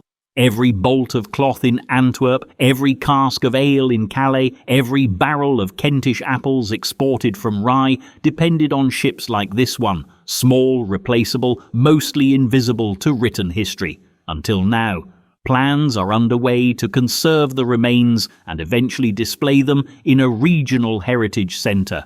Meanwhile, digital scans of the wreck are being used to reconstruct its original shape and to model how such vessels moved, loaded, and were manned. Already, it's changing how educators teach Tudor trade and transport. And perhaps most intriguingly, the ship was found not far from the ancient pilgrimage routes to Canterbury. A world where merchants, monks, and sailors crossed paths constantly, bringing faith, rumour, and plague in equal measure. Because beneath the royal stories lies the infrastructure of a nation being stitched together, timber by timber, tide by tide. And speaking of old structures revealed by time, another discovery was quietly taking shape in the heart of London. Not a ship, but a building. Not lost at sea, but buried under centuries of ceremony.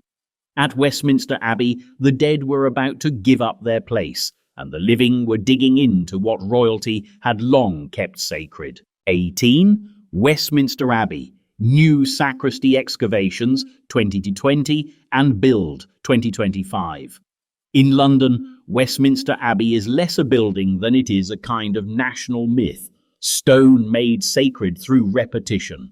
Coronations, funerals, royal weddings, poets' graves, war memorials. The place has absorbed so many symbols, it's easy to forget it was once just a functioning abbey, staffed by monks, bustling with prayer, administration, and yes, construction. So when plans were approved to build a new museum and visitor centre, the Queen's Diamond Jubilee Galleries project having already opened the doors to loftier spaces above, the architects proposed something more grounded: to dig, not metaphorically, literally. In 2020, ahead of a new building project to create a modern sacristy, a series of pre-construction archaeological digs were launched just outside the Abbey's historic walls, to the north of the nave. The assumption? Some disturbed medieval foundations, perhaps a few bits of broken tile or disarticulated bone. A routine, respectful bit of excavation before modernity moved in. What the archaeologists found instead was an unexpected, intact medieval burial ground, accompanied by the remains of an early monastic sacristy structure previously undocumented. The team from Museum of London Archaeology, MOLA, began cautiously expanding the dig, uncovering layer upon layer of foundation stone, drainage systems, pottery fragments, lead-lined coffins, and, most intriguingly, traces of what appeared to be a medieval tiled floor, oriented east-west and likely linked to the Abbey's original 13th century infrastructure. This wasn't ceremonial space, it was functional and very likely royal. Early documents had long referenced a great sacristy once standing beside the Abbey, used during state events, coronations, and high holy days. But its location had been lost through centuries of structural expansion, fire, redecoration, and war. Now it had re-emerged, or at least its footprint had. Among the finds were stonework fragments marked with royal insignia, suggesting the sacristy wasn't just ecclesiastical, it was designed to serve the crown, possibly built under Henry III, whose obsessive rebuilding of Westminster Abbey in the 13th century created the Gothic silhouette we know today. Even more intriguing was the density of high-status burials, including several wrapped in lead and placed near the sacristy wall foundations. Radiocarbon dating placed them from the 12th to 14th centuries, potentially connected to royal household members or senior ecclesiastical figures. One partial skeleton showed signs of severe joint deterioration, consistent with monastic life. Another had a healed forearm fracture and an unusual dental pattern, possibly a knight-turned-cleric or a lay brother who had once seen battle. No names, of course, but identities were forming nonetheless. The discovery forced a quiet rethinking of the Abbey's northern precinct, not just as spiritual ground, but as a place of royal logistics, where state and church blended into architecture, daily function, and practical ritual. The 2025 construction of the new sacristy building was modified to incorporate these finds rather than cover them. A glass floor is being installed over part of the medieval tiling, allowing future visitors to walk above what was once walked by abbots, priests, and palace staff preparing for the anointing of kings. It's a layered moment. A new sacristy rises where an old one once stood. A space built for 21st century tourism now hovers above 13th century bones. The past isn't just beneath us, it's stacked, stratified, ready to speak if we bother to listen. And speaking of layers, one discovery in 2024 managed to tie together two realms once thought worlds apart: the grave of a medieval king in Germany and a tiny object left behind in Westminster. The link, a piece of silk, and not just any silk, silk that once wrapped an emperor. Because every now and then, royal mysteries don't start with a throne, they start with a thread. 19. Westminster Abbey. Charlemagne's Silk Link 2024. It began, as these things often do, with a bag. A very small, very old, very overlooked bag. Stored for decades in the textile collection of Westminster Abbey, the item had never attracted much attention. Roughly the size of a modern coin purse, it was stitched from delicate fabric, faded now and frayed around the seams, with no surviving label or inscription. Its only obvious feature was its strangeness. The material didn't quite match other English medieval textiles. The weave was unfamiliar. The craftsmanship was exquisite but alien. It had long been assumed to be 13th century ecclesiastical ephemera, the sort of ceremonial accessory that collects dust in monastic wardrobes. Something once carried during a liturgy, dropped behind a choir stall, and eventually absorbed into the abbey's miscellaneous storage system. Interesting, but not essential. And then, in 2024, someone ran a scan. As part of a renewed conservation push to digitally catalogue the abbey's lesser-known holdings, the bag was subjected to high-resolution imaging and fibre microscopy, revealing that the threads weren't wool or linen as previously assumed, but silk and of a remarkably fine grade. That alone raised eyebrows. Silk in a 13th century English liturgical object wasn't impossible, but this wasn't just any silk, it was Byzantine. Further analysis using spectrometry and comparative textile databases matched the weave pattern and dye composition to a known group of silks linked to the imperial workshops of Constantinople, specifically those used in Charlemagne's reburial shroud in Aachen Cathedral. Yes, that Charlemagne. The silk used in the Westminster bag was a precise match down to the dye molecular structure, with the textile fragments that wrapped the Holy Roman Emperor's body during his reinterment in 1165, when Frederick Barbarossa had him officially canonized and reburied with imperial ceremony. A rare prestige cloth used in an act of royal propaganda that would shape the mythology of medieval kingship for centuries. So how exactly did a matching piece of that same silk end up in a bag in Westminster Abbey? That's the mystery. Theories have emerged, all equally bizarre and compelling. One suggests that the silk came to England as a gift from the Holy Roman Empire, a diplomatic offering to Henry III, who had a known obsession with foreign relics and sacred textiles. Another posits that the bag was constructed from leftover scraps brought back by English pilgrims or clerics who had travelled through Aachen and were given fragments as tokens. But there's a more conspiratorial theory, whispered among textile historians with a mix of amusement and unease, that the silk didn't come as a gift or left over at all, that it was stolen, quietly removed during a diplomatic visit, or smuggled out by an opportunistic monk. After all, Charlemagne's tomb had been opened multiple times over the centuries, and security was not always imperial. Regardless of how it arrived, the implications are remarkable. It suggests that English royal and ecclesiastical circles were in direct contact with continental relic cultures in ways that were not purely symbolic or reverent. They were tactile, practical, material. A sliver of a dead emperor's burial cloth, refashioned into a bag and tucked away for generations, repurposed into new rituals in a new kingdom. It's a reminder that medieval power was always material. Cloth mattered, not just because it was expensive, but because it carried meaning, bloodlines, borders, blessings. A single weave could tie one royal house to another, across empires, across centuries. The Westminster silk now sits under careful conservation, its origins confirmed, its purpose still murky. Some scholars wonder if it was used to carry a relic or even part of a coronation host. Others think it was a status symbol, a whisper of imperial connection held in the hands of abbots who understood the silent language of thread. But no matter its use, the bag leaves behind a troubling irony, that one of the most English royal objects in the abbey may in fact have been woven to wrap a German emperor.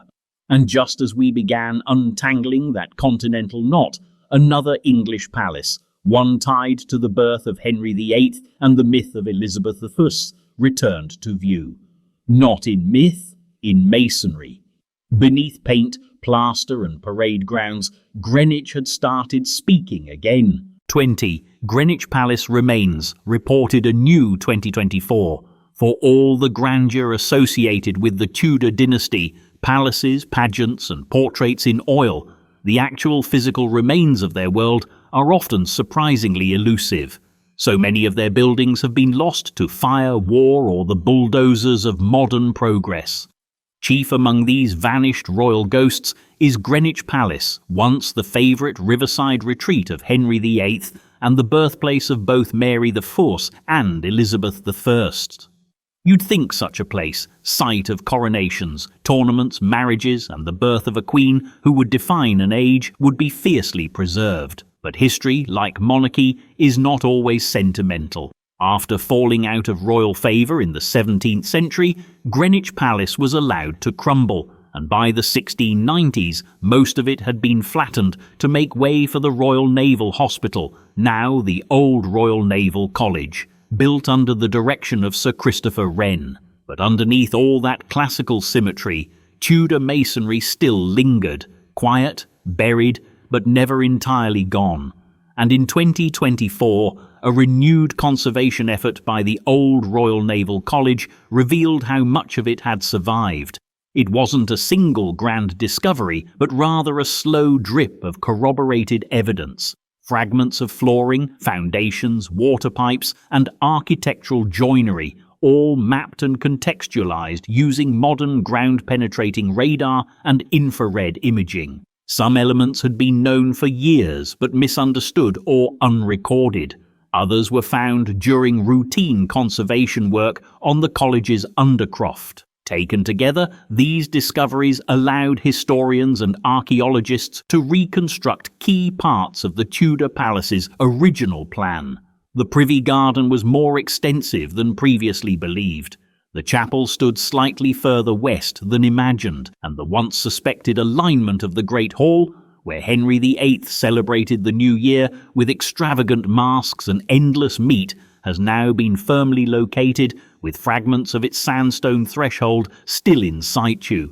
More than just architecture, the site offered up a glimpse of life. Shards of Venetian glass, French floor tiles, a carved bone gaming piece, and fragments of oyster shells from royal feasts. Collectively, they painted a vivid picture of international luxury grafted onto an English riverside, reflecting a court that was as performative as it was paranoid. What makes this so significant isn't just the romantic appeal of rediscovering a lost palace, it's what Greenwich represents in the royal imagination. It's the palace of origin stories. Henry VIII was born nearby, raised here, and made it a symbolic seat of his personal mythology. It's where he married Catherine of Aragon, where Anne Boleyn's downfall was plotted, and where Elizabeth I first opened her eyes in a room now lost beneath polished marble. And yet, even in its absence, Greenwich has shaped royal identity. Its echoes are embedded in the narrative of monarchy, often invoked but rarely examined.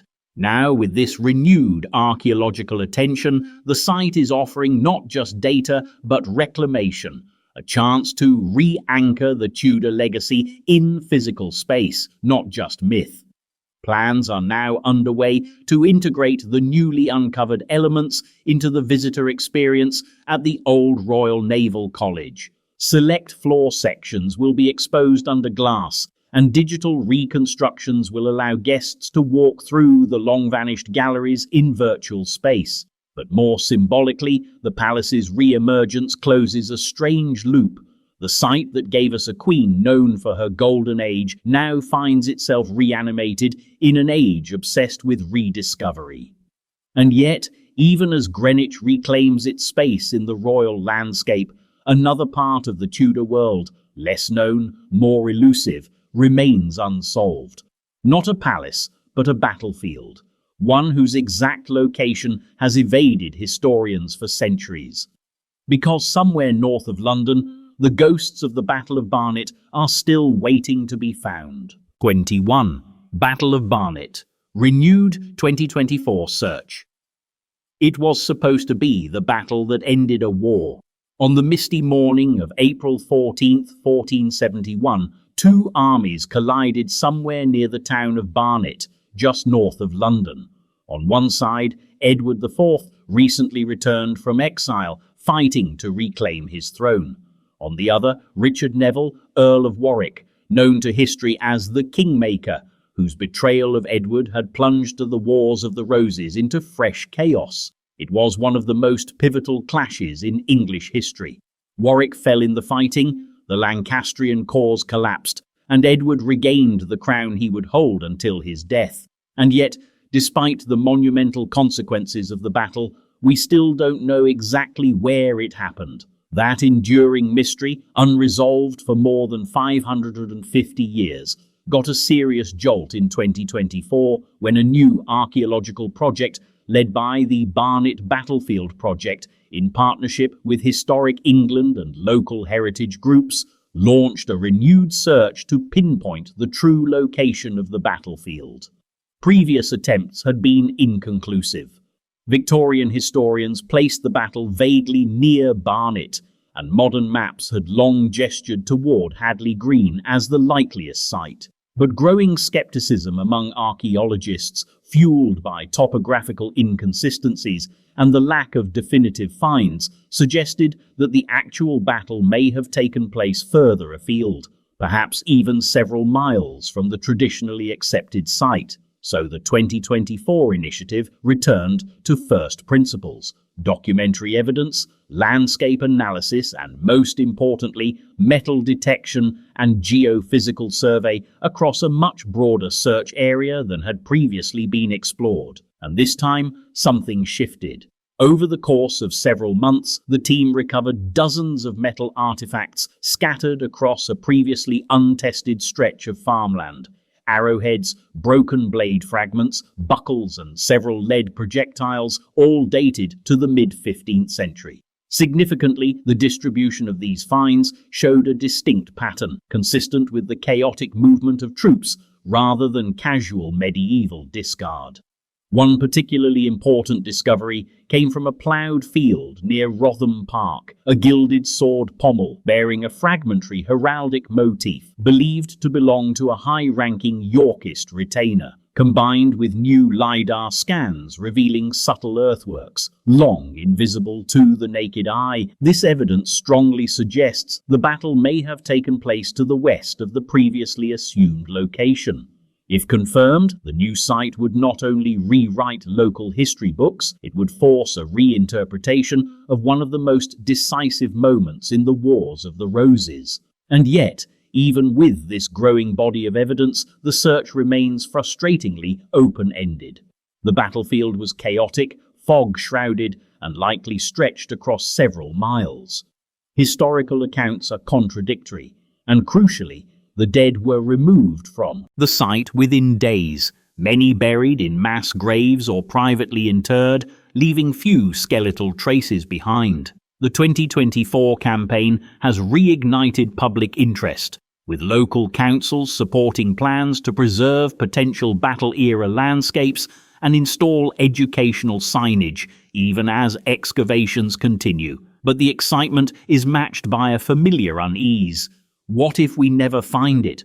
What if the precise location of Warwick's fall, this man who made and unmade kings, stays lost forever?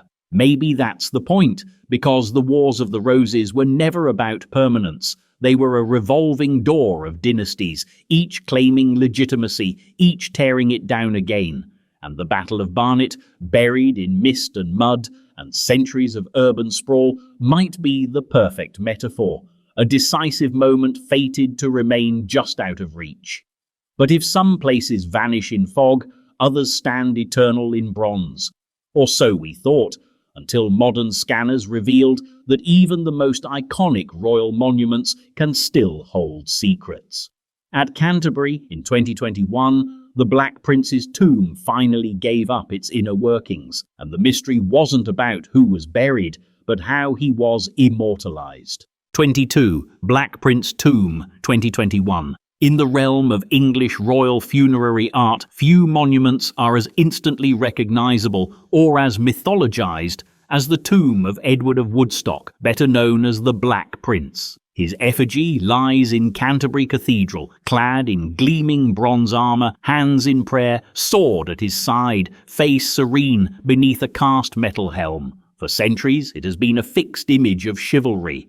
the perfect medieval knight resting forever in sculpted perfection. But in 2021, a team of researchers from the Courtauld Institute of Art, working alongside conservation experts at Canterbury Cathedral, made a quiet but extraordinary breakthrough. Using non-invasive imaging technologies, they conducted the most detailed study ever performed on the effigy. Laser scanning, high-resolution photogrammetry, and endoscopic probes into the monument's hidden cavities. The goal was simple: understand how it was made. The results, however, were not simple at all. What they found was a technical mystery that had puzzled art historians for decades, solved at last. The effigy of the Black Prince, long assumed to be cast in a single piece of bronze, was in fact a composite sculpture, a feat of complex medieval metalwork almost unheard of in 14th century England. The figure was constructed using a lost wax casting technique, likely imported from continental Europe, but adapted in ways that suggested not just technical skill, but collaborative experimentation. The armor pieces, especially the gauntlets and the elaborately detailed sabatons, armored shoes, were cast separately and then meticulously joined with an internal framework hidden inside the tomb. This level of complexity raised new questions. Who commissioned such an advanced design? Who made it? And how did they accomplish it in an era where bronze casting technology in England was still relatively limited? The likeliest answer? Foreign craftsmen, perhaps brought in specifically for the task, working under royal commission with materials and techniques drawn from France or the Low Countries, regions with more advanced traditions in bronze sculpture at the time. But the mystery wasn't only about how the effigy was made, it was also about why it was made like this. The Black Prince died in 1376, 1 year before his father, Edward III, and never became king. But he was the hope of the Plantagenet line, the warrior hero of Crécy and Poitiers, the paragon of medieval kingship that never was. His funeral was a national spectacle, carefully designed to project not grief, but legend. The tomb followed suit. What the 2021 study revealed is that the effigy wasn't just a tribute. It was an engineering project intended to outlast the stone around it. The bronze shell is so robust, so meticulously constructed, that it has withstood centuries of humidity, war, and weathering with minimal degradation. The tomb is, in effect, medieval propaganda engineered for immortality. Even more intriguing were the traces of original pigment discovered in the folds of the armor. Deep crimson and blue enamel residues, invisible to the eye, but still detectable under ultraviolet light. This means the effigy was once painted, not left in austere bronze. The knight we now see as solemn and stately would have originally appeared radiant, in full color, shimmering like a divine warrior in death. And that changes everything, because the Black Prince's tomb wasn't built to mourn. It was built to perform. To tell a story that history would continue long after his actual deeds were forgotten.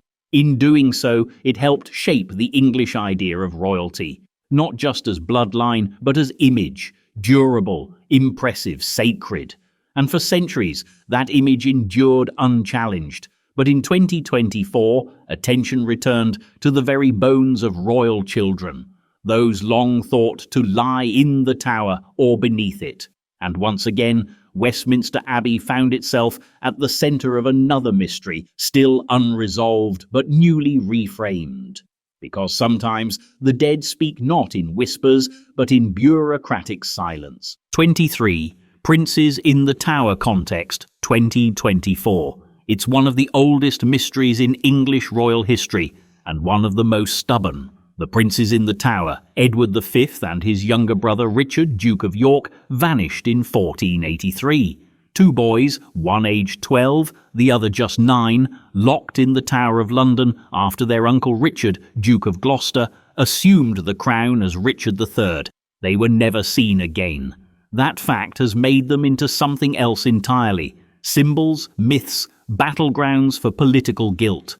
Over 5 centuries later, we still don't know exactly what happened. Were they murdered, Hidden, starved, smuggled out, and even if they were murdered, as so many have believed, who ordered it? In 1674, during some routine building works at the tower, workers dug beneath a staircase in the White Tower and discovered a box containing the remains of two small skeletons. Charles II, perhaps eager to tie up a lingering national anxiety, declared the mystery solved.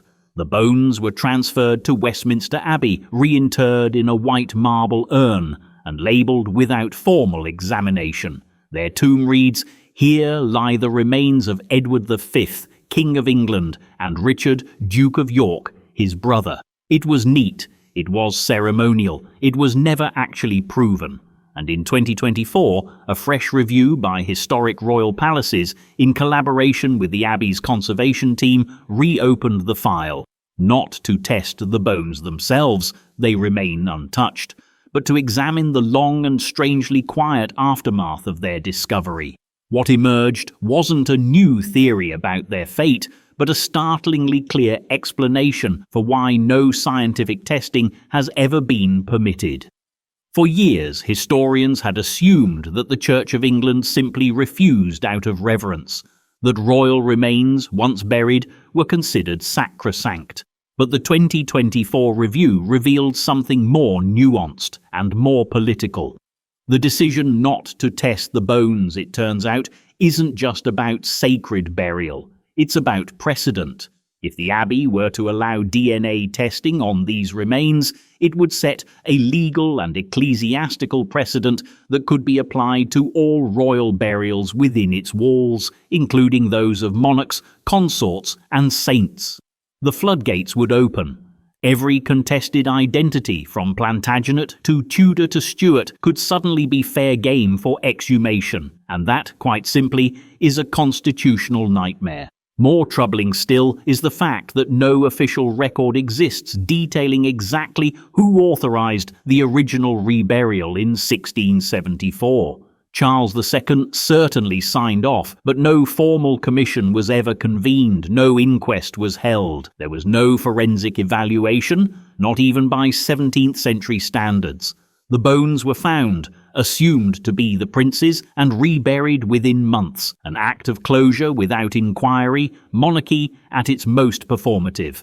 The 2024 report also documented how the bones were handled in the decades after their reburial. During the Victorian era, when curiosity peaked, the urn was briefly opened for examination in 1933 by a team led by Lawrence Tanner and Professor William Wright. They concluded, without DNA, without isotopic analysis, and based on comparative anatomy alone, that the bones could be the prince's. That phrase has haunted every conversation since. What the 2024 review ultimately revealed was not a conspiracy, but an institutional fear of what the truth might unlock. Because the bones don't just represent the princes, they represent the fragility of royal narrative. They remind us that even the most iconic moments in history, two boys disappearing in a tower, can end not with justice, but with a marble urn, a brass plate, and centuries of carefully sustained ambiguity. Calls for testing have grown louder in light of recent discoveries, particularly those linking artifacts and families to the events of 1483. But the Abbey holds the line. For now, the urn stays shut. The silence is policy. And yet, outside the Abbey walls, others are picking up the trail, because in 2023 and beyond, even the wreck of a royal ship, long buried, long blamed, has begun to yield new clues, and with it, new arguments about the nature of guilt, survival, and royal failure. The Gloucester didn't just sink, it exploded into history. Again. 24. The Gloucester Follow-Ups, 2023. The sea has a long memory. Things lost beneath it don't always stay quiet. When the wreck of the Gloucester was first publicly announced in 2022, after lying submerged off the Norfolk coast since its catastrophic sinking in 1682, it felt like a final chapter. The ship had been found. The mystery of its location was over. The bones of the story could be cleaned, catalogued, placed behind glass, and taught to students. A neat historical resolution. But as always with royal disasters, the real story only begins after the wreckage is found. In 2023, a wave of exhibitions, research outputs, and interpretative materials emerged from the Gloucester project, each one peeling back another layer of the event, reframing what we thought we knew. The ship wasn't just a piece of royal hardware, it was a floating political crisis, and its sinking has now been thoroughly recontextualized. To start, the Gloucester wasn't just transporting courtiers and sailors, it was carrying James, Duke of York, the future James II, back from political exile. At the time of the voyage, tensions in England were high. Protestant fears about Catholic succession were boiling. The Restoration had stabilized the monarchy under Charles II, but the future was far from secure. James's return was supposed to be a calculated re-entry into court life. Instead, it nearly killed him, and did kill somewhere between 130 to 250 others, including several high-ranking nobles. The new research focused on why the ship sank and who was responsible. Contemporary accounts were vague, politically cautious, or outright contradictory. Some blamed the pilot. Others whispered that the Duke's stubbornness had delayed evacuation and cost lives. The 2023 studies confirmed what many suspected. The Gloucester ran aground on a known sandbank after ignoring multiple navigational warnings. Surviving logs and reconstructed maps now suggest the ship's course deviation was due to James's insistence on proceeding against better advice. Worse, once the ship struck and began to founder, protocols for evacuation were followed too rigidly. The Duke reportedly refused to abandon ship until the formal lowering of the royal barge was complete, a delay that doomed many. It wasn't just a nautical accident, it was a failure of hierarchy under pressure, the rigid observance of ceremony over common sense, and in that sense, the wreck stands not just as a relic of maritime misfortune, but as a case study in the perils of royal deference. The exhibitions built on this, offering multi-perspective narratives, audio recordings of imagined testimonies, 3D models of the ship's layout, recovered artifacts like navigational instruments, leather shoes, wine bottles, and personal items from the crew. The most jarring exhibit featured a simulation of the timeline, how quickly the ship listed and how little time lower-ranking passengers had to escape. There were even discussions of class in survival statistics. Of the elite, many escaped. Of the crew and minor passengers, most perished. The wreck has become a symbol of how privilege floats while others drown. And in a deeper sense, the Gloucester story speaks to the fragility of power. James survived, but his reign, when it came, would be short and catastrophic. He was deposed in the Glorious Revolution just a few years later, remembered less for leadership and more for fleeing the country with the crown still on his head. The Gloucester, in hindsight, was an omen, a disaster ignored, a warning unheeded, but it wasn't the only Tudor or Stuart-era structure to vanish quietly beneath the modern world. In 2023, another royal space, this time one built not to sail, but to impress, surfaced again in scholarship and soil. It was Whitehall Palace, once the grandest palace in Europe, and now little more than memory, until fresh archaeology started telling a different story. 25. Whitehall Palace, Archaeology Update, 2023. There was a time when Whitehall Palace was the beating heart of royal England. Stretching along the north bank of the Thames from Charing Cross to Westminster, it was not merely a palace, it was a city in miniature, an imperial statement in brick and plaster. In its 16th and 17th century heyday, it was the largest palace in Europe, boasting over 1,500 rooms, a bowling green, a tennis court, and the famous banqueting house designed by Inigo Jones.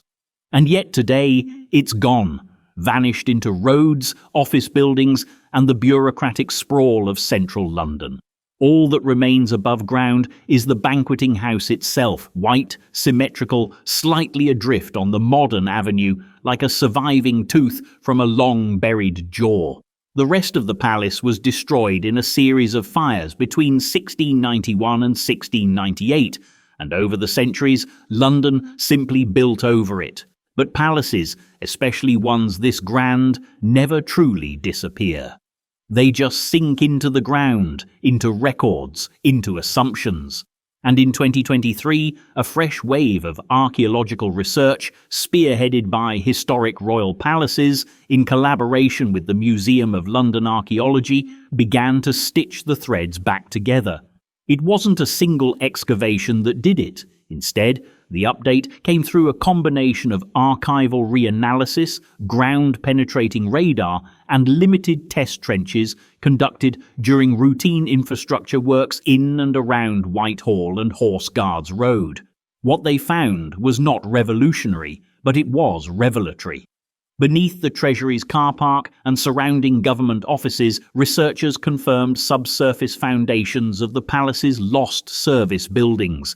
Kitchens, stables, and parts of the privy lodgings once used by Henry VIII and his successors.